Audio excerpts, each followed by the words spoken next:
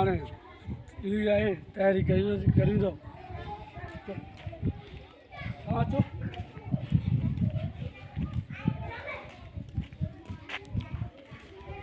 ये स्कूल है सिंध फाउंडेशन का, और इसमें ये है कि ये इमारत जो है वो लकड़ी से बनाई गई है सारी।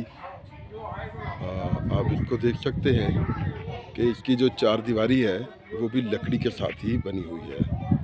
तो यहाँ पे हमारे एक दोस्त हैं नजीबुल्लाह बलोच, उनका ये हुक्म था कि मैं यहाँ पे आऊँ, तो माशाल्लाह बड़ा अच्छा लग रहा है जी। ये उन्होंने एक माहौल बनाया हुआ है। यहाँ पे उन्होंने सिंध की जो मशहूर रिली है वो लगाई है। ये परचम है जी पाकिस्तान का, तो इंशाल्लाह